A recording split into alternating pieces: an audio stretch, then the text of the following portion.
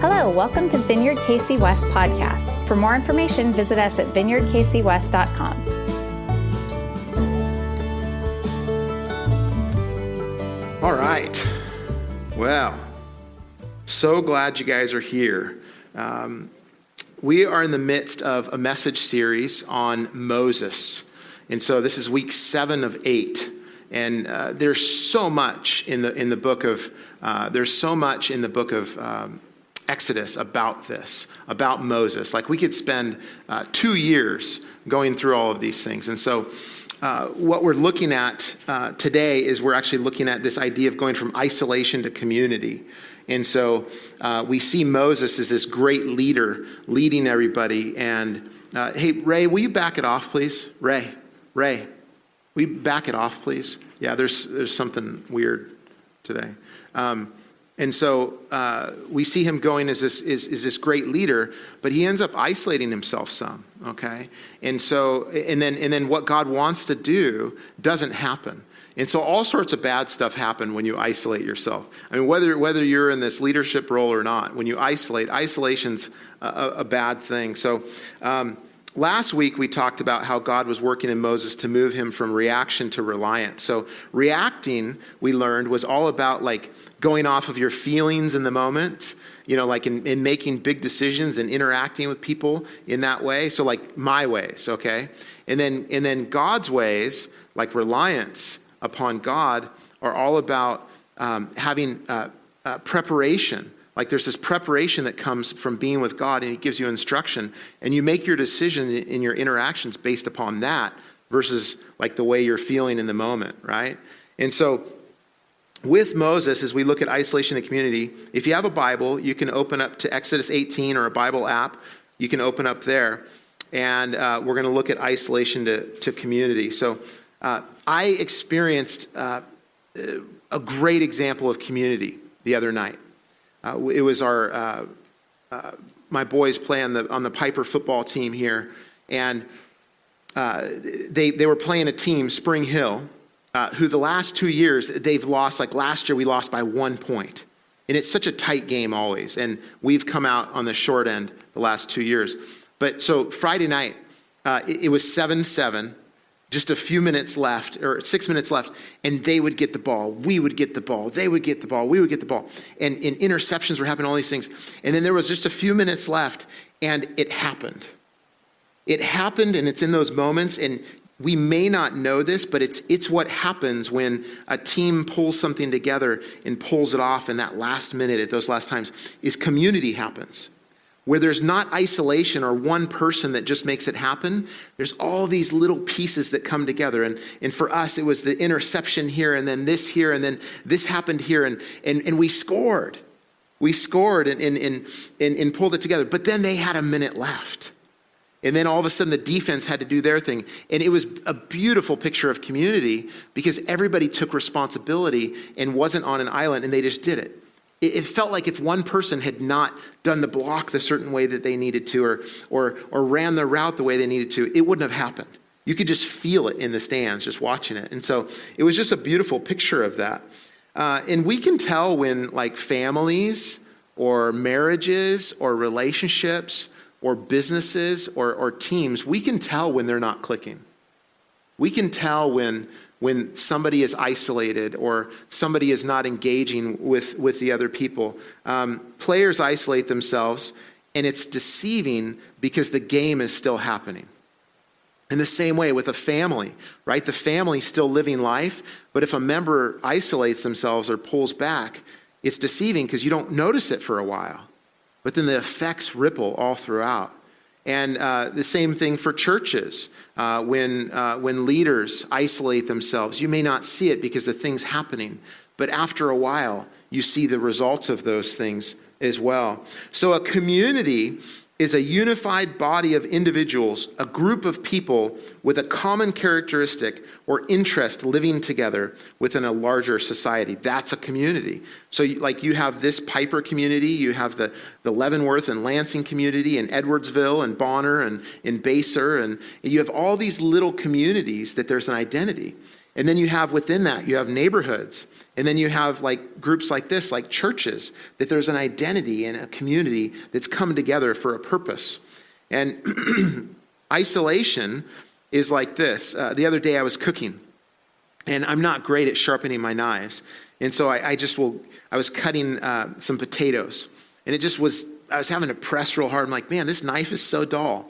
So I pull out the little sharpener my father-in-law gave me, and just, Michelle hates the noise. She has to leave the room. It's just that grinding.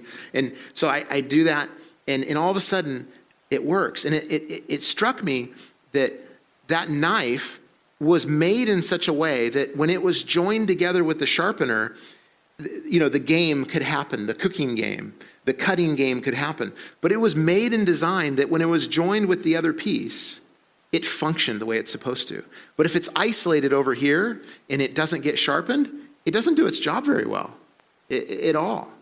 And that's a picture of how we can be. It was Desmond Tutu who said this, a person is a person through other persons. You can't be human in isolation. You are human only in relationships. So this is what our passage is about today with Moses. Exodus 8:18 it's about isolation and community. It's about leadership. I mean, there's so much in here. You can gain so much. But let's figure out what's happened though, because we've jumped around in Exodus. And so what's happened to this point where we're at now is it's chapter 18. So they've come through the Red Sea. God has provided manna for them. He's provided water miraculously for them. And now they're settling in. This is the new life. And disputes start happening. There's actually probably a little over 2 million people that are together in the desert as roommates now with God. Okay? And so it's a pretty insane scene. And God's providing quail for them in the evening, meat. And so there's lots of tension in the midst of that. If you've ever gone camping and you're uncomfortable, right? Like, well, how come they have a better campsite and this thing, and they woke me up early in the morning? So imagine Metro KC. Okay, Metro KC is a little more than 2 million people. So Metro KC decides to go out into the desert or into the plains somewhere, in Kansas, and now you have to live together. There's going to be some disputes. And so they start bringing those disputes to Moses. So let's pick it up in verse 13 of chapter 18 of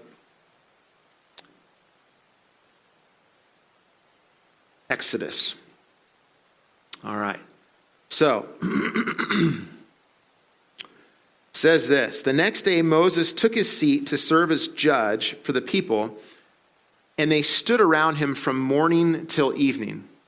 When his father-in-law saw all that Moses was doing for the people, he said, what is this you are doing for the people? So Moses' father-in-law, Jethro, right? So this isn't Beverly Hillbillies, okay? This is like way before Beverly Hillbillies, okay? And Jethro comes out. He brings Moses' wife and sons with him. And he's like, it says he had heard what God did for them in rescuing them from from Egypt. And so now he comes out, he's observing what's happening. And I understand this. When my father-in-law and mother-in-law come out, he'll sit there and just kind of watch things and say, well, what about this? And he understands things. Like, for instance, like in here, you notice how the lights shine up on the ceiling? Well, a bunch of those bulbs hadn't been put in, but a couple had. And he said, that's beautiful, the wood in here. You've got to get better lighting in here. You've got to touch. So I did that, right? Well, that's what Moses is doing. That's what Jethro is doing with Moses here. So in verse 14, picking up, it says, what is this you are doing for the people? Why do you alone sit as judge while all these people stand around you from morning till evening? So that's a good question. If you ever want to have people give you a good answer and think through what they're doing in a way that's helpful to them, and it's helpful you to help them, ask them a what question. Why questions are defensive. So if he started out with, why do you alone sit as judge? Right? It's kind of like, well, I have to defend myself. But he starts out with a what question. What is this that you are doing? And then verse 15, Moses answered him, because the people come to me to seek God's will. Whenever they have a dispute, it is brought to me, and I decide between the parties and inform them of God's decrees and instructions. So there was need amongst the people for decisions to be made, disputes and more. There was so many decisions that need to be made. And it must have been a nightmare alone just trying to get word like of when you were meeting and doing things. And so the people, 2 million people gathered together. I mean, think of a Chiefs game. A Chiefs game is just like 70,000 people or whatever, or much smaller now. But, imagine trying to get a word across the stadium, or whatever. And I guess you could kind of pass it along, that sort of thing. But 2 million people. Well, the way they said, it says, look, if you have a dispute, bring it to Moses. He's over yonder. Okay? And so there was this big circle around Moses. Now, he was at the center, and it did not happen without him. Now, as a business owner or as a boss or a coach of a team, all of those things, you may start out that it doesn't happen without you. But after years and years and that sort of thing, if it's still going that way, that it doesn't happen without you, you're not doing your job. Because being a leader is all about equipping other people and helping them become who they're supposed to be. And so now, again, this is early on. So Moses, he's kind of big stuff, okay? He's God's deliverer for God's people, who the Messiah is going to come out of. This is absolutely big stuff. And so he's kind of like, you know what? Nobody else can do this. Only me. So, but Jethro asks the question, what is this that you're doing for the people? So Moses isolated himself as the one that can seek God's will. Now, God never told him, you're the only one that can seek God's will. You're the only one that can hear from God. But he actually fell into that trap. And it's a trap that pastors make all the time. Typically, you want to make that as a young pastor with older pastors around you that say, dude, you are not the Messiah. You are not the only gifted one that hears from God. But if people aren't tempered, if pastors aren't tempered or leaders in churches, they end up kind of thinking that. And they're the one that hears the best about everything. And they're the one that really hears and nobody else. And it's really called the God card, right? If you've ever heard somebody say, well, I heard this, and then they use the God card. And how do you argue with that, right? And so the way God set up his church, including the nation of Israel here, is that it's actually best that we all can hear from God. There's many people that can hear from God. And so what God is saying is what we hear together. We hear that together. And yes, there are instances where the leader has to be the leader and say, we're hearing this, and I think this is the best route forward. But so Moses falls into that trap here. Now, I will tell you, though, it was the people's choice, too. In Exodus 20:19, just a short time later, Moses is up on the mountain hearing from God, and Moses says, hey, come close to the mountain so you can hear from God. And the people say, no. You talk to God, but if God were to speak to us, we'd be destroyed. Like, we don't want to come that close. So it was this culture that Moses was set up to be the only person that heard from God. And it's an unhealthy culture. You want many people to hear from God. You want many people to listen to him and come together with the collective good. So all intentions were good, but the stage was set really for isolation and burnout. Okay? The intentions were good. What was Moses' intention? I want to hear from God for the people so that they can live God's way. Not a bad intention. Okay? And then what do the people want? Well, the people wanted to work out their disputes in a way that honored God. All good stuff. But the system that they had set up didn't work. The system was going to grind them down. It was an unhealthy system. And many times you can have unhealthy systems within a healthy pursuit. And so people will start to think like, well, hey, this whole thing's bad right now. Like, throw this whole thing out. Throw this whole team out. Throw this whole church out. Throw this whole ministry out, that sort of thing. But in actuality, it's actually a very pragmatic thing, which is you need parameters in a system that actually works. So when people do that differently, it appears that way. In other words, you need something what is the center that we come back to? What is the center that we always come back to? And in Australia, there's some big ranches around here in Kansas, but in Australia, there's actually massive ranches, massive ranches. So instead of building fences to try to keep the livestock in, they build wells. Why? Because they put wells there, and the livestock will always come back to the well. Why? Because otherwise they're going to die. But the well has the water that they need, and they come back. So the ranchers will put wells at strategic points to make it so that the livestock won't wander off at a certain point. Now they could spend oodles of money and time building a fence, but this is a much easier thing. And so you have to decide on whatever team you're on, whether you own a business or run a team, or you're a leader, or you're a boss, or you're managing your home, or it's a church. You have to decide, what is the well that we go back to? Is it that there's this one anointed person, or there's this one person that knows everything and you have to come back to them? Or is it this collective good that, yes, there's roles, but everybody's hearing and everybody hears together and equipped? And, Michelle and I have realized this. Our boys are 17, 15, and 13. And we've realized that we've raised them really well in some ways and equipped them for life. And then other ways we're like, oh no, like we haven't taught them that. Or we've always done that for them. I mean, how are they going to live life? I mean, how are they going to do these things? And so in the last couple of years, we said, we have to let them do it and not rescue them. Hey, can you do this for me? Nope. Like, you got it. You're going to do it. And so leaders have to do that. They have to allow other people to do things as well. And Jesus did this. Like, you see Jesus do this in the New Testament. I mean, think about it. Jesus was God incarnate. He was what they call the hypostatic union, right? You have 100% God, 100% man joined together. That's why he's the hope of the world. That's why he's the savior of the world, is because in him, God and man are one. And that's why we go to him. That's why he's our savior. That's why he's the hope. That's why he's the way, the truth, and the life. That's why he is what we need. It's not another politician. It's not another this or that. It's not another, I'm going to do this solution or give money here. We need Jesus. We need Jesus in our city, our country, our homes, our towns. We need Jesus in our government. We need Jesus in our schools. Why? Because in him, God and man are joined together. And yet, when he walked the earth, he didn't say,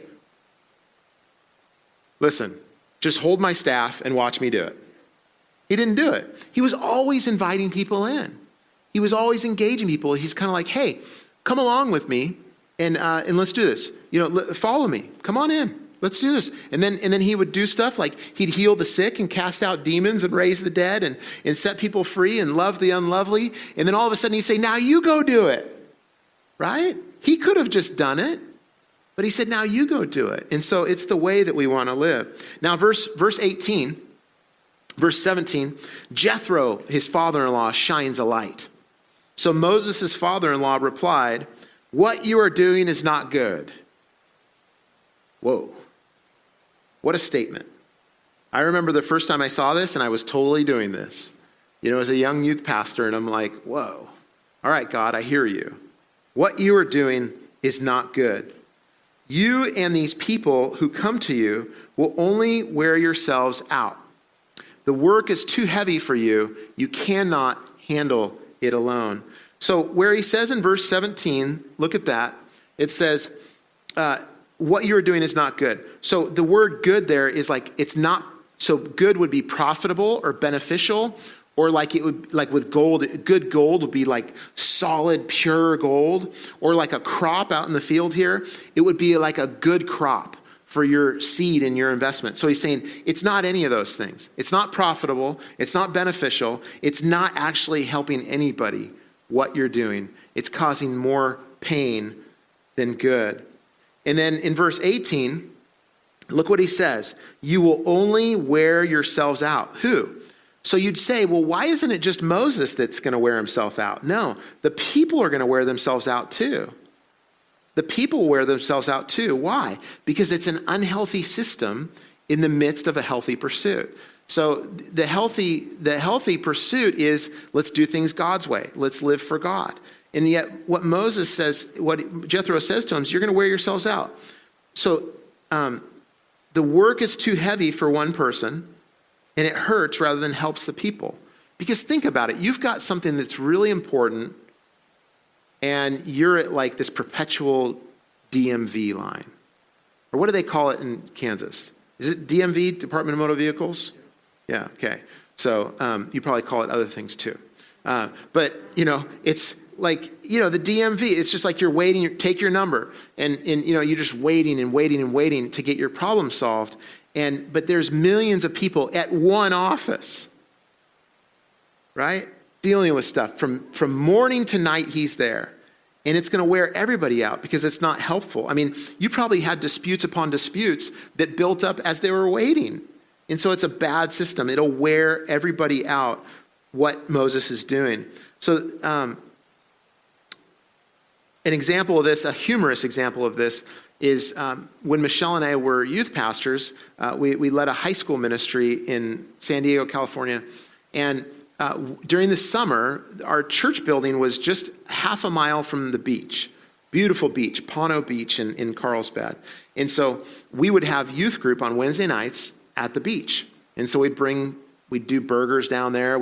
I'd get there early and surf with kids that want to surf ahead of time. And it was amazing, and somebody would bring a guitar and just, the sun would go down and we'd play volleyball and play games and stuff. I mean, it was so cool.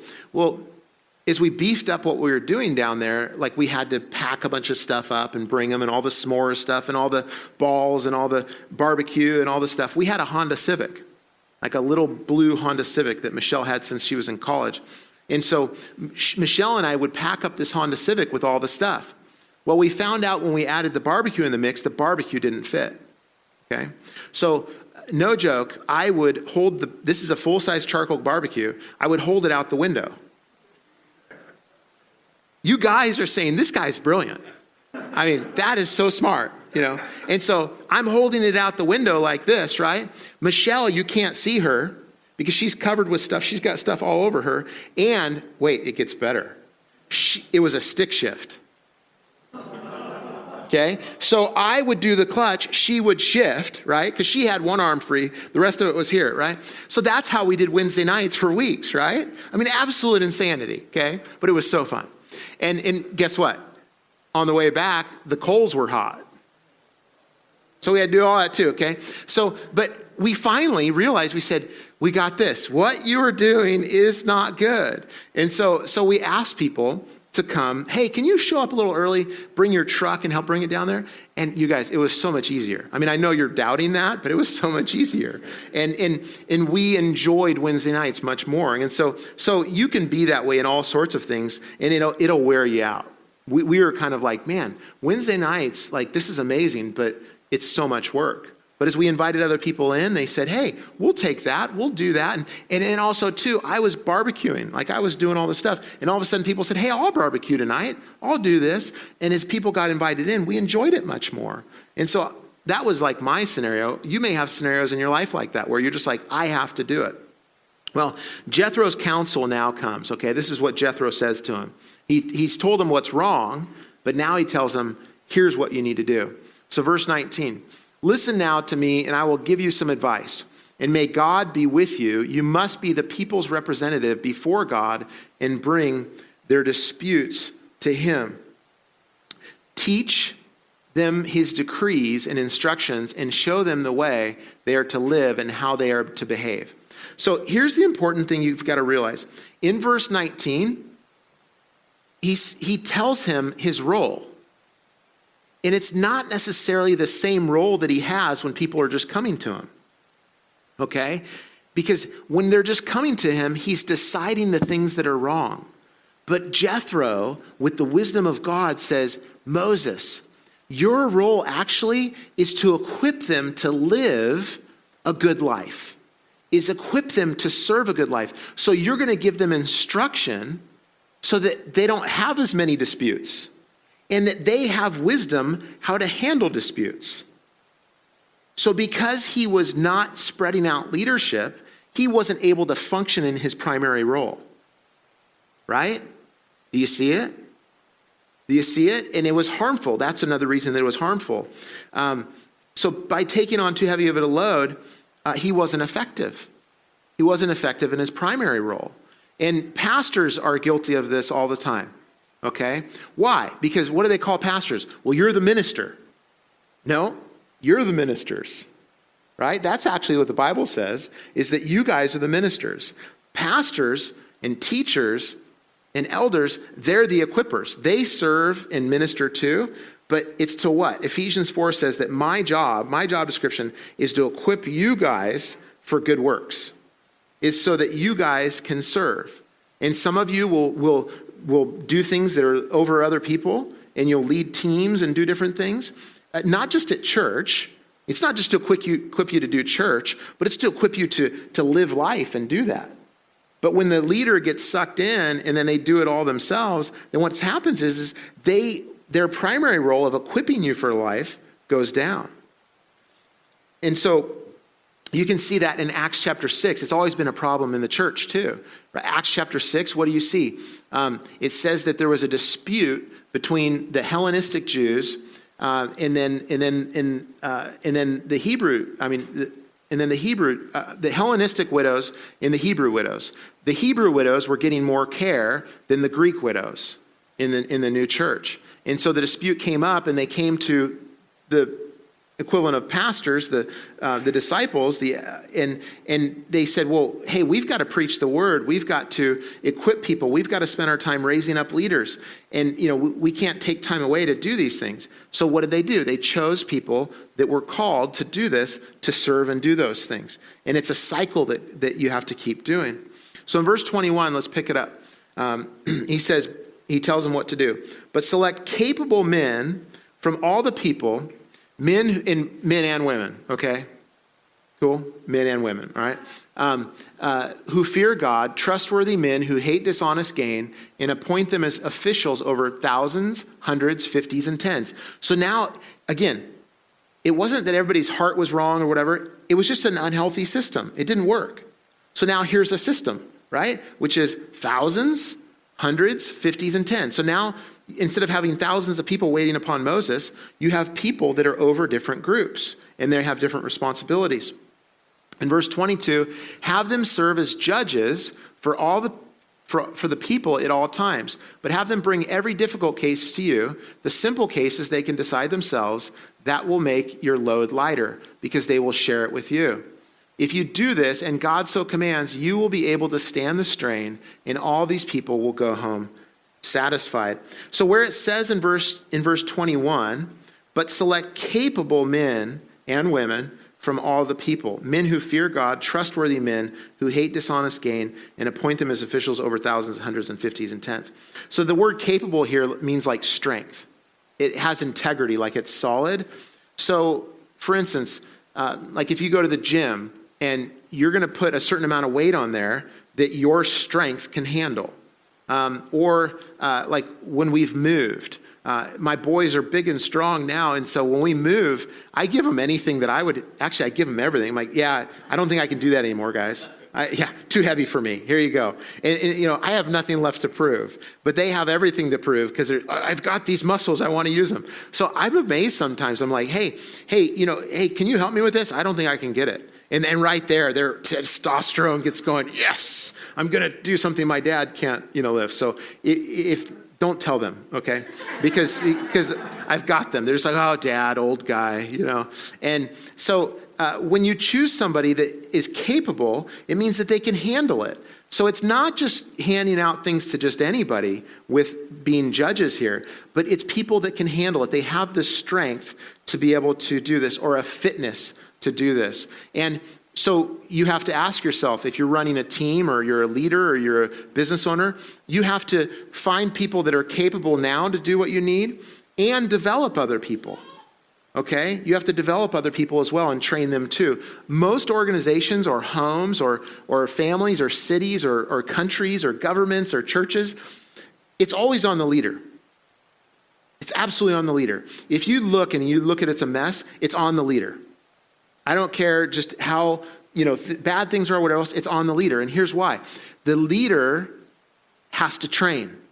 The leader has to set things up the way that they're supposed to be. The leader has to serve the people, come up underneath the people, not sit like at the ivory tower or the top of the pyramid, but you come up under people. Jesus said that. He said, what did he say? He says, the first will be last, the last will be first. If you want to be the greatest, be the servant of all. And so what the leader does is he trains up and builds up and trains people. I've found that most people, when they get unhealthy in businesses or your home or your family, if you as the leader have to ask, have I trained them? Have I set them up to succeed in this? And most of the time when I look at things, I'm like, no, I haven't. Or I've done that, that's pretty good. But what happens instead is the leader says, oh, these people's hearts are wrong, or these people aren't doing what they're supposed to, there's all sorts of ideas you come up with. And at the end of the day, it's like, hey, take time to train. Take time to develop people. And coming back to my boys, I was terrible at that when they were little. And Michelle would tell me, she's like, Cody, they don't know how to do it. And I'm like, what? He's 2. He should be able to, unload the dishes correctly. What are we talking about here? And so, not those instances, but I did. I would sit there and think that they should be at a certain level, but I never trained them. And then as you train things, like just this year, the boys now, they mow our grass. And I'll just tell them, hey, can you go do this? And I spend a couple times with them, and they do it better than me. They do it better than I do. And I, don't have to do it. Isn't that beautiful, right? And it still gets done.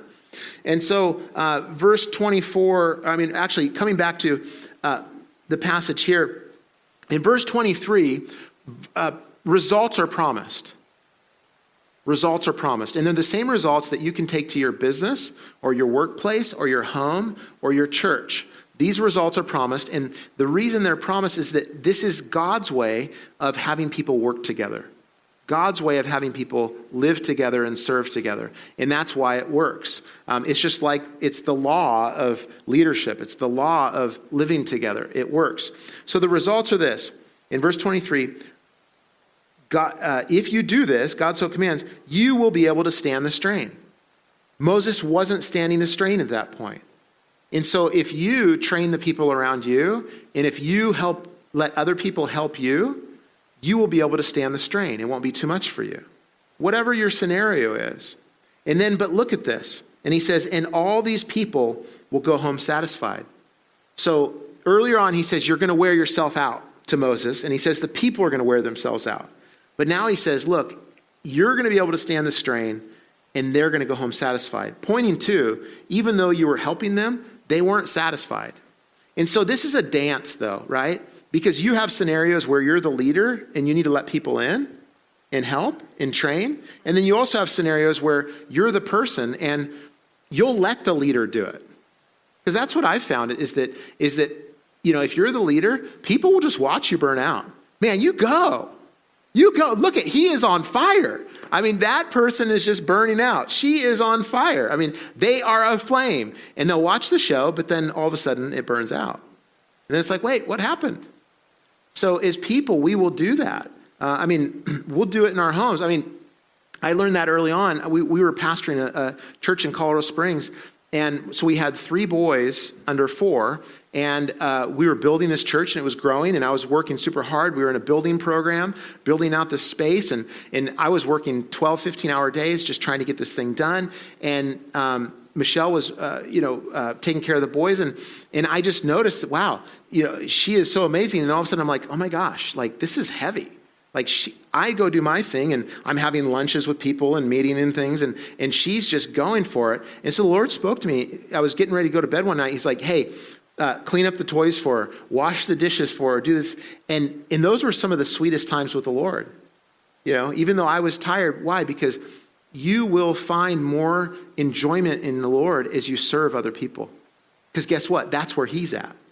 And you're being the answer to their prayers. And all of a sudden, Michelle will get up the next day, and it was like I gave her $1 million. She's like, oh my gosh, thank you so much. Why? Because she was able to start her day in a positive way. Because these 3 Tasmanian devils were just, Sonic the Hedgehogs were just rolling through everything, And so all of a sudden she had help. And so we don't want to do that. We don't want to let people just kind of wear themselves out. So verse 24, let's finish this. It says, Moses listened to his father-in-law and did everything he said. He chose capable men from all Israel and made them leaders of the people, officials over thousands, hundreds, 50s, and 10s. They served as judges for the people at all times.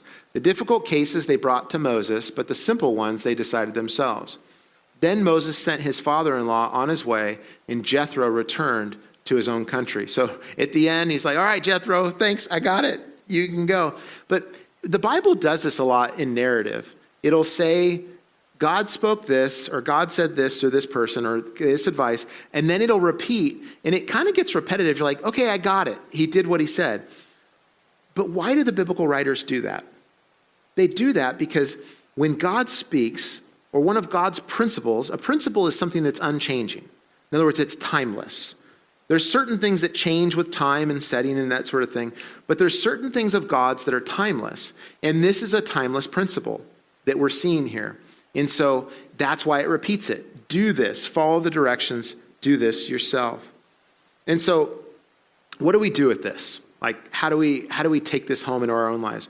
One is that pay attention to the Holy Spirit, because there's something in you, just like the first time I heard somebody teach this, I took it as my leadership, like, dude, stop holding the barbecue outside the window in the car, okay? It's over. It's not healthy. It's good. Ask other people to help.